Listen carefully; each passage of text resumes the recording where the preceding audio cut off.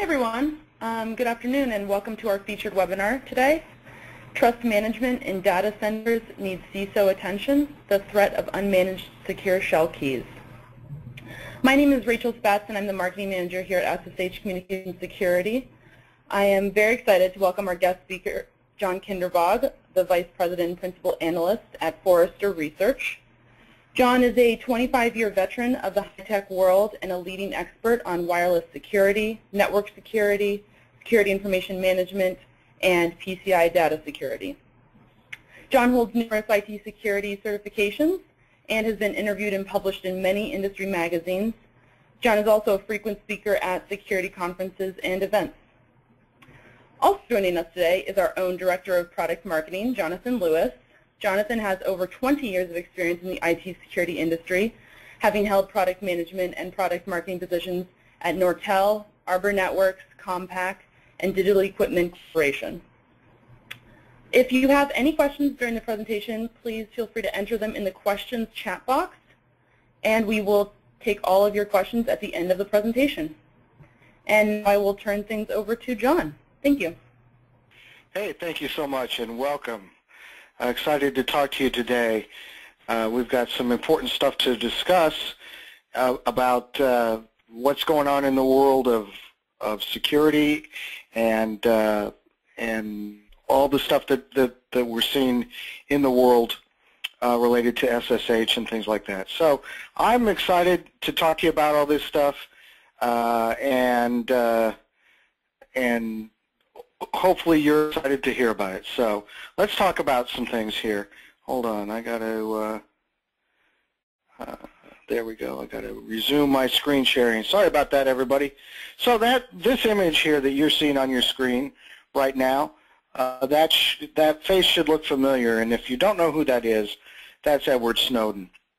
And why are we talking about Edward Snowden today? Well, not only is he a famous person in the news from a hacking perspective and a security perspective, but it appears that he's a great manipulator of SSH key material as well as other keys in his bid to steal all these documents from the NSA. And what's amazing about this whole thing, and it doesn't matter whether you agree or disagree with what he did and your political positions, we're speaking purely from a technical perspective now. It's clear that he manipulated his access to various keys, various certificates, and various documents in order to steal this stuff. And it's also clear that the people that he worked for really don't know what he stole and don't exactly know what he did because it was invisible to them. So this is one great example of the vulnerability attached to what's happening in the world of SSH right now. And we see also things like the Corretto attack or the mask attack that was discovered in Spain, coming out of Spain last year. And this also looked to compromise SSH keys. So why are people stealing keys, SSH keys especially? You know, if you've been in IT for very long, you think of SSH as just a way to do more secure telnet, perhaps. But there's a lot of other uses for SSH and a lot of other value, and that value is going to increase over time. So how you manage those keys is going to be really, really important moving forward. So we did some work for SSH on trying to figure out what's going on in this world of secure shell management and how people are dealing with secure shell, right? So secure shell is a protocol that's very widely deployed, and we've got three distinct findings on this research that was sponsored by SSH Corporation here. The first finding we have is that organizations definitely plan to or expect to increase their volume of machine-to-machine transactions, those things where one machine connects to another machine. That's going up, no doubt about that. Second, the security of their machine-to-machine transactions is not seen as a high priority that people need to deal with. It's fallen under the radar. Why is that, and what does that mean? And then Secure shell as a protocol is widely used for machine-to-machine and interactive processes, but the management of this protocol, secure shell, is lacking. So those are the three major things that we discovered when we surveyed a lot of users around the globe, and also did research and talked to people and did just a significant amount of primary research around this topic. So we see that machine-to-machine transactions are on the rise. 44% of companies are going to see the use of machine-to-machine transactions increase 5 to 10% over the next 12 months, and 18% of companies are going to see an increase of more than 10%. This is very statistically significant. We are living in this hyper-connected world where more things are interconnected than ever before, and how that interconnection happens is going to be important both from an operational perspective and a security perspective. So I want to welcome you all to the Internet of Things. This is a big, big issue that you've all been hearing about, I'm sure, right? What is the Internet of Things? Well, the Internet of Things is something that's been driven by some really interesting stuff. And this is a perfect storm of technology, right, where we see the cost to create an interconnected device, whether it's a light bulb or whether it's a car, has gone down, and then this changes the expectations of the customer, and now everybody wants everything connected. So, we're actually seeing a much faster adoption of Internet of Things. When we think of machine-to-machine transaction, this is a thing-to-thing transaction as well. And so the revolution started in consumer electronics, and it's moving to e-health, home automation, your Nest thermostat, connected cars, your Tesla, and it's going to be moving to industrial systems, and it's going to be moving faster than even we thought. So you're going to be faced with this problem of hyper-connected things and machines and how they interact with your users and the rest of your network, and how they do this often autonomously, and then how this increases your threat surface, and very importantly, how people will attack it. So companies are definitely concerned about the Internet of Things and the risk associated with it. And that concern is going to rise as people increase their awareness around the Internet of Things, and they go, oh, I see this problem. Right now, it's a bit of a novelty. It's kind of cool. You can use your iPhone to adjust your thermostat. How awesome is that? But where is the security there? It's often lacking. So let's start by asking this question, what's a thing or what's a machine? And for today's discussion, these ideas will be synonymous. So when we talk about a thing, what is a thing? Well, a thing is something that, and I dare you to try to define a thing without using the word thing in there somehow, but a thing is something that has a microprocessor, has a little itty-bitty computer in there, that has some sort of operating system embedded in it, that has an IP address, that receives an input and an output, and that can execute instructions. This is how I define what a thing is. And a thing can be anything from a standard server to an ATM machine to a thermostat to, in the future, your Apple Watch. All kinds of stuff. Everything is becoming IP-enabled, and everything is leveraging the hyperconnectivity of Ethernet. Here's an example of something that's kind of cool. Your CRM integrated Coca-Cola Freestyle machines. It monitors how much of the various ingredients it has. You can play a game, which means that you're a user that's identified in there. It's got gamification. It knows what you like. And so it could theoretically say to me, when I walk up to this machine in one of my local restaurants, I almost always get the Diet Bucks root beer with vanilla. So it might just know it's me and automatically pop that up, and who knows how it's going to be hyper-connected, maybe to my Apple Watch if I get one. And all of these things are going to have an interplay, and now suddenly this convenience is also a threat. And so we need to think about this and about where are we in this maturity of curve in the Internet of Things, and how should we connect things together. So we think first it started out the personification of dumb objects. I drive a lot of rental cars in my job, and not that my job is driving rental cars, but I get a lot of rental cars, right? And the ones, when it started out that you didn't need to plug the key into the dashboard anywhere, that was pretty confusing when I first saw that years ago. Oh, this dumb object suddenly now intelligent, and it knows to unlock the car as I'm walking up to it, and all kinds of things like that. And that was the beginning of this revolution. And then we had the sensors, the NIST thermostat. $1.3 billion NIST was sold to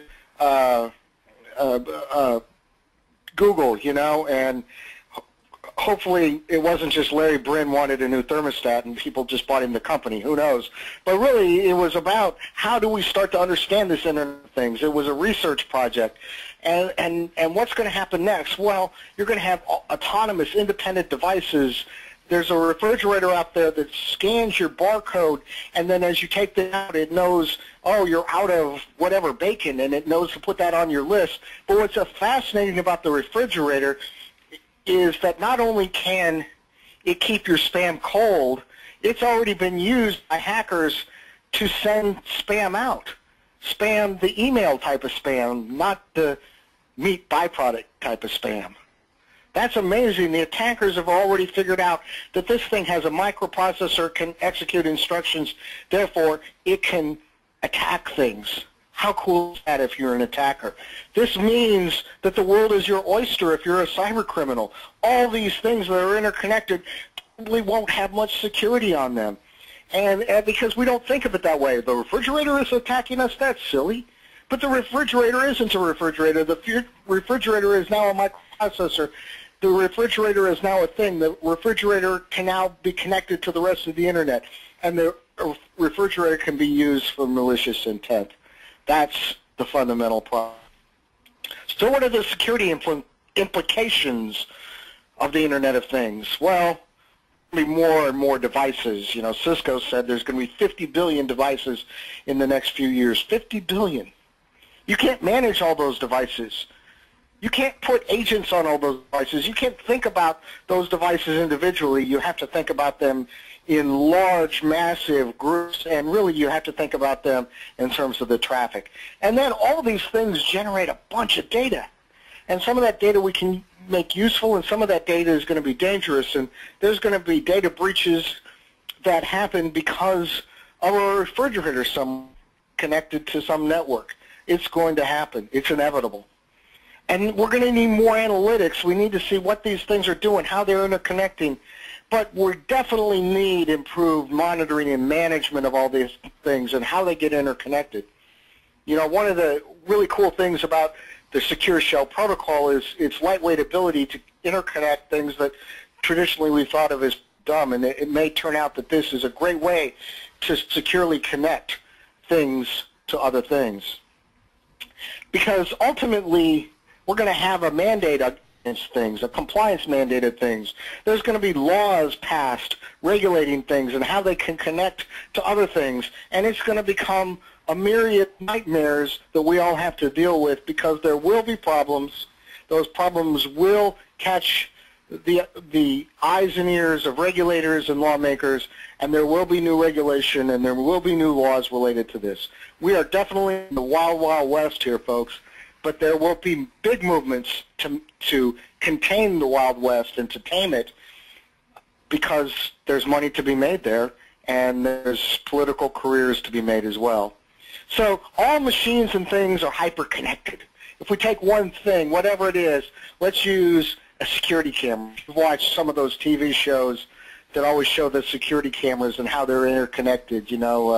I think of Person of Interest, which was a great TV show that kind of presaged this idea of what the NSA has been caught doing? Well, that's a thing, and it's connected to something, and maybe it's connected to your badge. So when your badge and the camera know that you're around, they start talking and they say, John is here at the office, and now when I log on to my computer, that's another level of verification, and all those things are happening, right? But they need to be coordinated and reviewed and looked at and managed, and so we need to have something in place that has visibility and has some sort of control to all these things so that that interconnection can be visible and viewed, and it's not just a big black hole that attackers can take advantage of, because people will try to do bad things inside there if we aren't watching. So we have to watch for bad things and try to prevent bad things before they get out of control. So the SSH protocol has many, many different uses. Look at the use that people are using it for. Securing the automated transfer of data from one machine to another. Administrator access control, big usage. Remote access VPN, WAN security, machine-to-machine transaction and processes, initial regular backups, data center automation, on and on and on and on and on. For something that is this important, we need to understand how it's being used, because this is mission critical to many, many businesses. You know, 46% say of the respondents in our survey said that it's important and it facilitates one or several business processes, and 22% of the respondents said that it was mission critical and the business wouldn't function without it. And the other people, well, quite probably didn't even know what SSH was when they took this survey. Who knows? So how are people securing this? How are they managing this? Well, we regularly scan and audit our systems to make sure no unauthorized keys have been added, 50%, 57% of people. Key usage restrictions, 52%. We monitor all secure shell authorizations and connections, 51%. We regularly review logs of secure shell connections, 50%, and on and on and on. But we know that this didn't really happen in a place like the NSA, which is supposed to be the most highly secured network in the world. So is this really happening, or is it just something that happens by policy, doesn't really happen in the real world? That's a question that you need to ask yourself. So how do we close the gap around this? Well, let's look at a couple of things. First, we need to establish a baseline of how we use SSH keys normally, or any kind of key, an SSL key, SSH, but you want to understand how keys are supposed to be used, and then you want to monitor that usage. This is the first lesson that we can learn from what people are doing and what they're supposed to be doing, because SSH management faces a myriad of challenges. There's all kinds of things going on. Topping the list, human error in the key setup and removal. Monitoring and controlling the activities of privileged SSH users, lack of resources, all those kinds of things are very, very difficult to do. So we need to understand, and we need to continue to close that gap. So we've said the first two things we should do. What else should we do? Well, we need to remediate any kind of vulnerability that we see in SSH, either in the protocol or in the management of it. We need to look at the systems, the process, and the governance to make sure that we aren't opening up SSH to attack. And we need to rotate keys regularly. This is something we don't do very well, but one of my beliefs is that this is so mission critical that you need to, at the very minimum, take same stance about key rotation and management as you do around a password. This is an authenticator that allows people into your network, and if you're rotating your passwords every 90 days, please rotate your SSH keys every 90 days and manage that. And the same way you're automating passwords, you want to automate keys, because your key management is probably not as robust and automated and thought through as your password management, and that's problematic, right? Because no one is in charge of it. We see in only 10% of companies is it someone's full-time job, whereas password management is always someone's full-time job at some level. But it's a shared responsibility and among different individuals, different groups. And so everybody sort of has their hands in it, and it's very ad hoc. And so how do we make this more repeatable, more optimized? Well, you have to have some idea of centralized SSH management in the same way you have centralized password management. So folks, you need to control your SSH keys. This is one of the great lessons of Edward Snowden and what he's taught us. And you don't want to have this same thing happen in your organization. But if the person in charge of your SSH key material or one of the administrators of SSH was doing bad things in your organization, would you even know? That's a question to ask yourself. So, some key takeaways to leave you before I turn it back over to my friends at SSH. Conduct a current state assessment of your SSH management practices and policies. Is this kind of random, ad hoc? I'm an administrator, I set up my own SSH key to manage a router or a switch or whatever I'm doing, or is it centrally managed? I bet I know the answer. Scan the environment. Find out where the keys are and who has access. Figure out what's going on. Visibility, visibility, visibility. Implement a management system that will provide continuous monitoring and policy control, and then maintain a state of readiness. Know how to respond to a compromise, folks. We call this at Forrester planning for failure.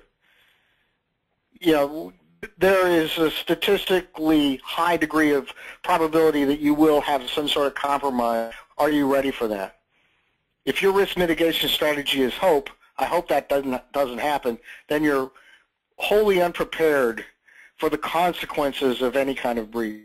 So this is one area where you may get breached, and it will probably exacerbate over time as more and more things connect with each other and we move towards an increasingly hyper-connected world. Okay, that's my information, my time. I'm going to stay around for some question and answer, but in the meantime, feel free to follow me on Twitter, send me an email, and take it away. Great. Thanks so much, John. That was really interesting. I think what was especially insightful about it is that you were covering the kind of the state of the world today and with respect to the issues around managing secure shell, but also seeing that this is not an issue that's basically going to solve itself over time with the Internet of Things and the greater movement towards machine-to-machine transactions. This is an issue that's just going to be growing in importance, and so it was a great view in terms of the present as well as the future. What I'm going to cover here is the Universal SSH Key Manager, which is essentially our identity and access management solution for secure shell.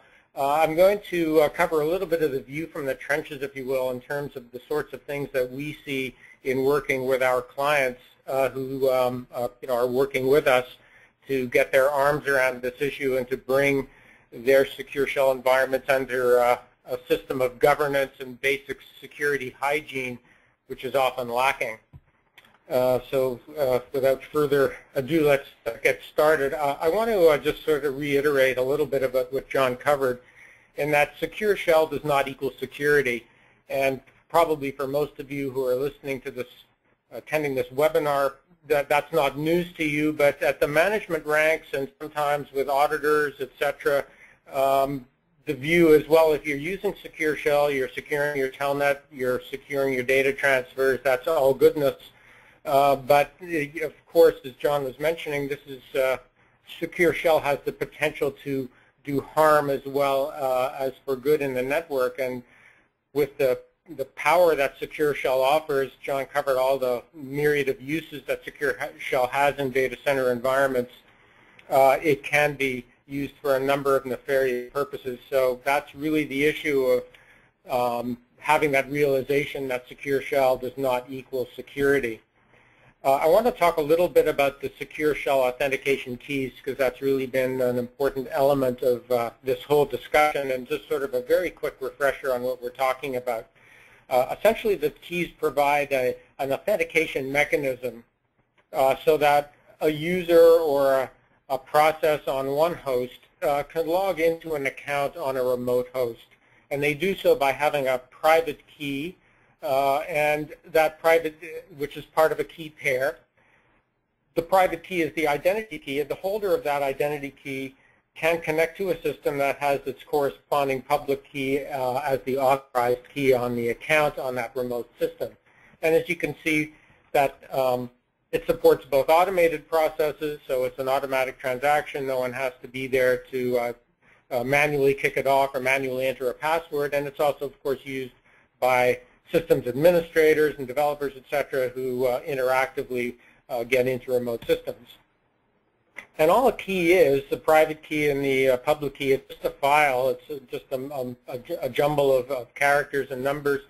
So there's no identity information actually associated with it. If that file happens to be in the right place on the right computer, then the holder of that private key can log in.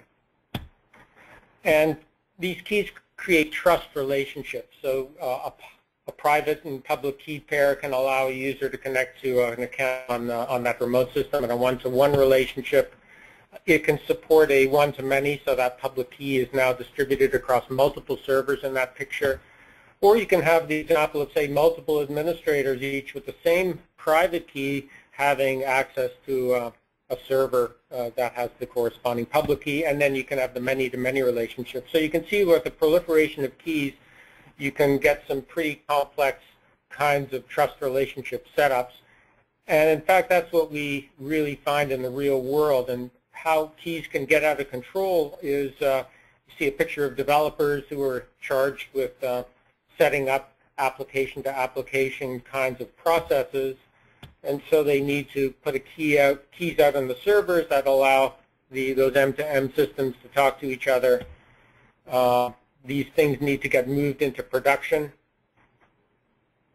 And this, of course, takes place over time. The keys from the development environment may get moved into production. And typically, without a management system in place for reviewing and monitoring the need for the keys, because we often find that keys keep getting added and they don't necessarily get taken away. So the environment really gets complex, and there is a dense web of trust relationships that result within the network. What we've uncovered in working with a lot of our clients is that Secure Shell, although it's not really seen by very many users, it's actually up there in terms of the number of authentications that take place within the enterprise environment. So most people think of their standard kind of end user to end user logins, but in fact, Secure Shell logins can be second or third in the total number of authentications that take place on a daily basis within the enterprise. 90% of the time what we find is the credentials used to authenticate are not properly managed, even though from the survey respondents may think they're managing it, but typically they haven't really looked too in-depth, and when they actually take a look at how they're handling Secure Shell, we find that the credentials are not really being managed. We see a proliferation of root keys. Access to the root account, of course, is a very powerful credential, and in many cases we find that root access through keys is being given out far more often than security and IT managers think that they're given out. And we often find that many keys are redundant, and that relates to the previous slide that I just showed, where keys are getting added and they're not getting taken away. And I'll show you some data from scans we've done that sort of supports that observation. And there's often access into production environment with unknown keys. And what that means is there are public keys into server accounts in the production environment, and nobody knows where the private keys are. So there are authorizations there that are not have a known source. So what we find is essentially a tangled mass of trust. No visibility as to who has access to which servers, methods to remove keys, onboarding and offboarding issues, tools or methods to rotate the keys, and errors in the setups. What we see here is a picture actually of that Tangled web of trust from a real world environment. We scanned one of our client customers. This was actually just a subset of their environment. It was 582 servers, and what we found there was 8,100 trust relationships. So when you visualize them in a picture such as this, there's so many of them that it's really a complete dense of wool. And you also see those unknown authorizations in red. Those were public keys without corresponding private key locations into that environment. Another thing that we find is a breakdown of separation of duties, and what we did in one of these scans was to identify the trust relationships that go in between development and production, both from the perspective of one environment to the other, which is generally a violation of separation of duties, and also from unknown sources, which means that someone out there with a private key that is able to get into both production and development, and that's typically would normally be a violation of separation of duties. The authorizations to root, at another one of our clients, we found 3,500 authorizations to root in a several hundred server environment, which is really extraordinary.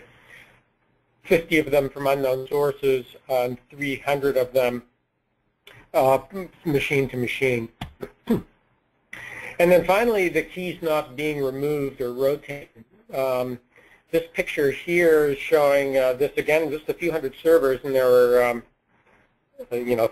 several thousands of keys. I didn't add them up on this one, but 3,756 keys over 5 years old, and so on down the line. And part of what this picture says is not only that the keys aren't being rotated, but it's indicative of the fact that keys are being added but never taken away. So over time, you're just going to see a buildup and a buildup of older and older keys because of the lack of management and awareness of which keys have to be removed when they're no longer needed. And of course, these are vulnerabilities that hackers are exploiting. John talked about the mask. We've had incidents of employees, say the example at HostGator, of exploiting keys in that hosting provider, hackers putting in backdoor keys into software that other users will incorporate into their environment. So there's a bunch of scenarios where these kinds of vulnerabilities are exploited.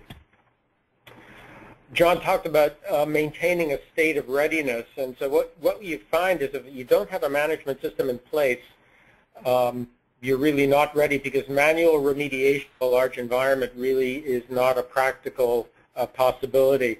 If we see an environment, say, of 10,000 hosts with 1 million keys, and this isn't a made-up number. This is from a real customer, and it takes about 20 minutes to rotate each key.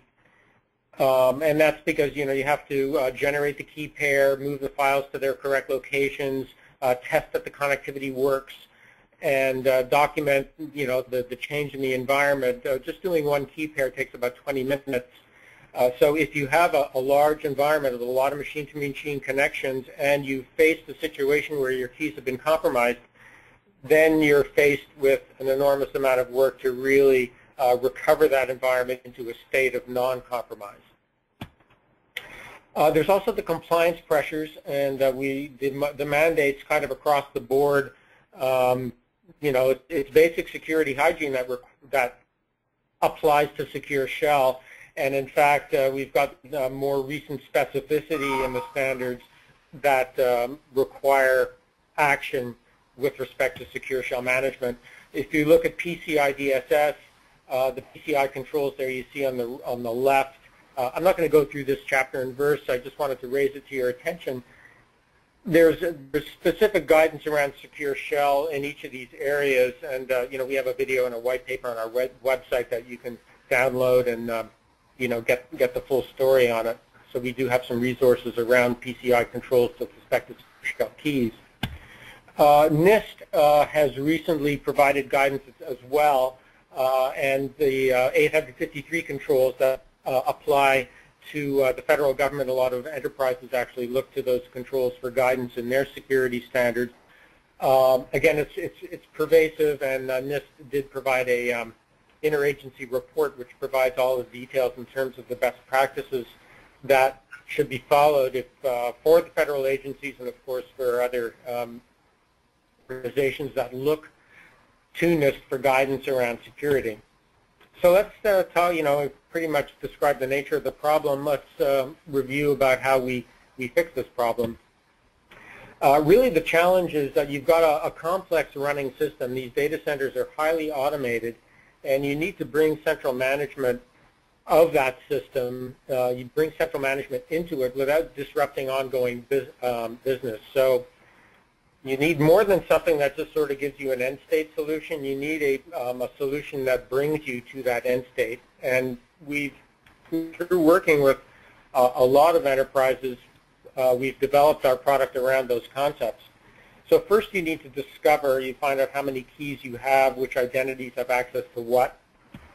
You need to monitor the environment. You need that visibility to find out which keys are actually being used, because in fact, a big part of the remediation is removing keys that are not needed, and you can only really determine which are not needed by monitoring to find out which keys are being used, and that's essentially the only way.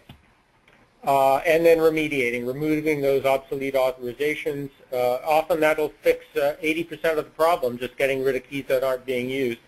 Rotating old keys, and implementing the security policy for your secure shell environment. So for example, if you have a policy that you don't offer key-based access to a root account, then you can make sure that you remediate in that dimension.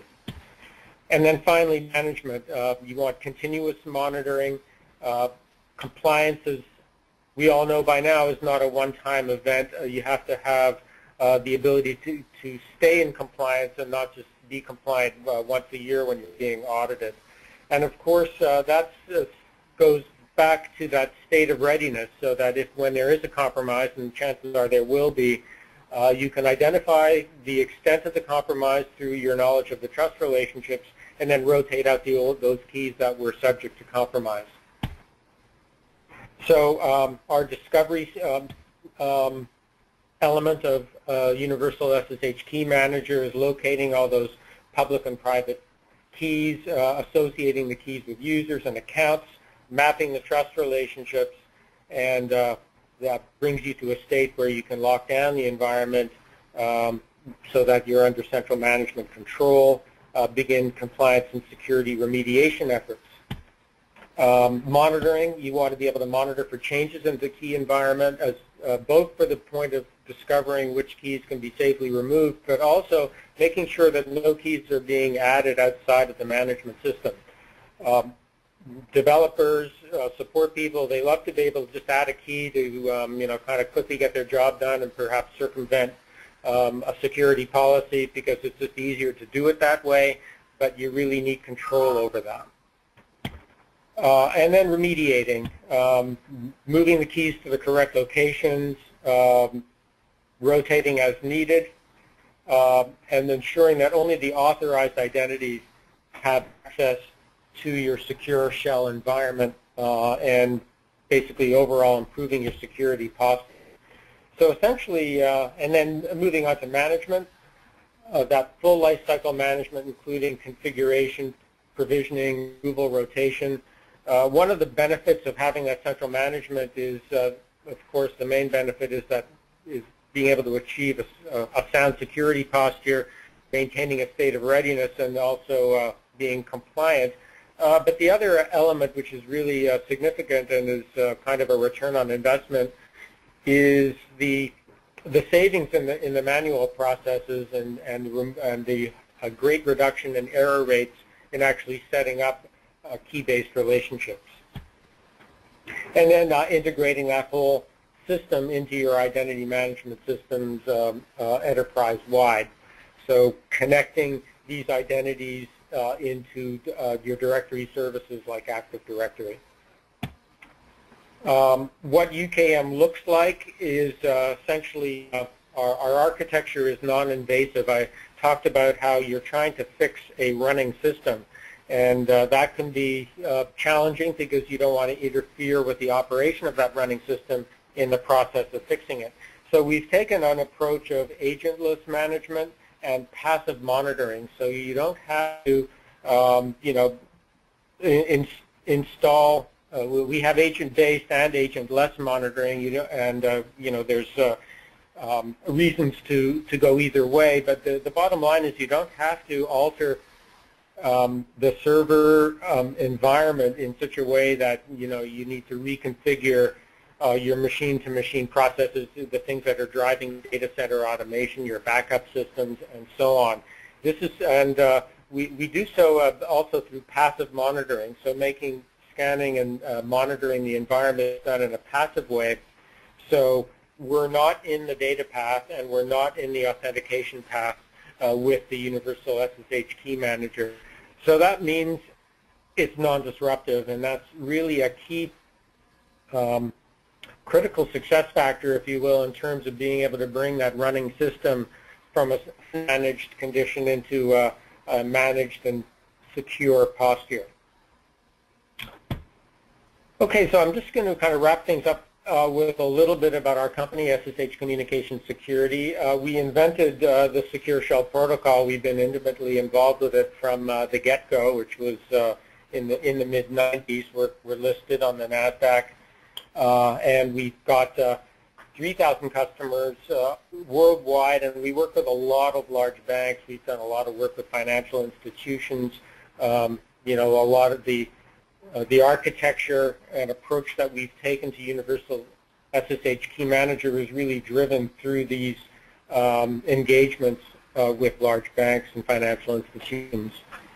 What we do, secure shell access controls and key management. You've probably got the message about that by now. We also handle privileged access management and data in transit encryption. So we can monitor encrypted sessions. We also provide client-server secure shell software that allows to actually create those secure shell connections. It's essentially an alternative to the open source OpenSSH. We also offer services. We've recently announced and are delivering a service called Secure Shell Health Check. And what that is a risk and compliance assessment service. What John talked about in terms of those keys that you need to take, part of that involves understanding where the state of your environment as it is now, what your policies are and how they match up with reality. And that's essentially what the service provides. What it consists of is, we interview the right people in your organization to understand what the processes and policies are. We have specialized tools that we developed to scan and create those visualizations that I showed you earlier. We scan not just for keys, but we look at software configurations in Secure Shell. We look at the Secure Shell versions, etc. So we make sure we can report on whether you're running any vulnerable versions of Secure Shell, the full state of your key environment, and whether the configurations of Secure Shell are set up in such a way that they match up with the policies that you want to be implementing with respect to security. And we package that all up in a report that not only outlines the state of your environment, it also tells you what the main risk areas are and where you're out of compliance. And so we report against basically pretty much all the compliance mandates that pertain to this area. So if you're a PCI shop, we can tell you what your posture is with respect to PCI. We can tell you what your posture is with respect to Basel II compliance, with respect to NIST, whatever it is. The mandates are all very similar, so essentially it's basically different flavors of the same thing. And then we offer recommendations, so we tell you kind of what to focus on first. So you might get a clean bill of health. There may be some areas that you need to address. The really critical first step is to find out where you stand, and so we offer that service. And from a solution perspective, product set, we've got the Tectia SSH product line, which is our commercial implementation of Secure Shell. We have some capabilities within our commercial product that aren't available in open source, particularly around automation. We have our monitoring solution, the Crypto Auditor, which allows you to monitor and control encrypted channels. So if you want to actually capture in transit what's going on in those encrypted connections, so to make sure that the wrong data isn't being moved out of your environment, being cloaked in encryption, for example, Crypto Auditor provides that. And then the Universal SSH Key Manager, which I covered, that was basically the main topic of our webinar today. And a little bit of the company that we keep. We operate in basically all the major verticals, and particularly with some focus in the financial sector. And with that, I'm going to kind of pause for some questions. If you've got some questions along the way, John and I will be really happy to answer them. Let me just take a look. Okay, John, I think this one, actually these two are probably best answered by you, John. Why isn't there more awareness of this issue within the enterprise? Is this something that the IT leaders are not thinking about? Yeah, IT leaders don't understand this technology. Unless you came up from an engineering background, you probably aren't aware of the secure shell protocol. And just think, it wasn't that many years ago. I'm a recovering QSA for PCI. So I remember when there was the big movement to switch off of Telnet, which meant we were going to have to use SSH as the primary way to talk to routers and switches. So it's been a very ad hoc engineering centric view of the world, and so a lot of people in leadership don't understand this. There's several things that leadership doesn't understand that really are the mission critical infrastructure that runs their business. Secure shell, SSL/TLS, and DNS. Those sets of acronyms are critical infrastructure in people's environments, and yet for the most part very few people in the business side of your organization understand what's going on there. Oh, great, thanks. I've got another one actually for you. I'm getting pushback from secure shell users that they don't want to give up control. How can I get past this issue of we've always done it this way? Oh yeah, that because that's the way we've always done it has worked out so well over time. Yeah, you're going to have to do things differently because that's the demands of a changing world. And the way you did things in the 1990s or early 2000s doesn't work in this threat environment. I mean, notice what you showed there. But this is my question for you, which is, people have 5-year-old keys in there?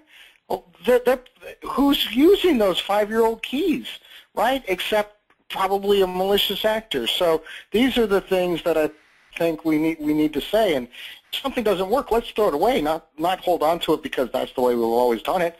That is definitely putting your head somewhere, I guess, in the sand, right? Yeah, actually, I'll put in another plug for our health check service around that because I think it relates to both of those questions and the comments that you made, which is, at the senior management ranks, there may not be basically a good understanding of, this technology. It's so much under the covers. And so what we've done in that, with that service is provide sort of a C-level kind of explanation of the findings. So provides the information that can be used at multiple levels within the organization. Yeah, I mean, it's like in the Matrix movies when they chased after the keymaker. He was so important, right? And everybody is chasing after him because he holds the keys. He holds the keys, gets entrance into things. And maybe you don't want to give up your ability to get into things. But what happens if the liability shifts and suddenly the bad things become your fault because there isn't a good management process? That's the other side of this equation. Right. Actually, I accidentally deleted one of the questions, but I think I remember what it was. It had to deal with actually the security of the Universal SSH Key Manager product itself, whether that would not be a target. And of course, you know, I think one of the things that bears pointing out is that the key manager doesn't hold any of the keys. And so that's part of the architecture of the solution. So it is not necessarily a target. Like I said, it's not in the data path or the authentication path. What it's doing is monitoring the key environment, and it's also issuing commands to the servers under its control to take out old keys and put in new keys, set up key relationships as needed. So of course it does have power in the environment, question about that, but it is not sort of a, it doesn't per se give someone access to keys that are used for authentication. And so you can secure it through standard means of strong authentication that are can be well secured, but like I said, it does not have information inside of its database that would be usable by an attacker necessarily to actually log into another server. Then there's another question here about does it matter if the key is based on DSA and RSA or DSA, and also the key strength. I believe the key strength nowadays is to 2048 bits or more, as the questioner asked. 2048 bits is acceptable in most environments. The RSA and DSA are both acceptable standards as well. Okay, I think that's the last of our questions. Those are good questions. And John, I really want to thank you for your insights today and also the answers to those questions. And without further ado, so thank you. And thank you all for attending, and look forward to maybe you attending the next webinar. And certainly if this information was useful to you, please get in touch and we can continue the discussion. Bye for now.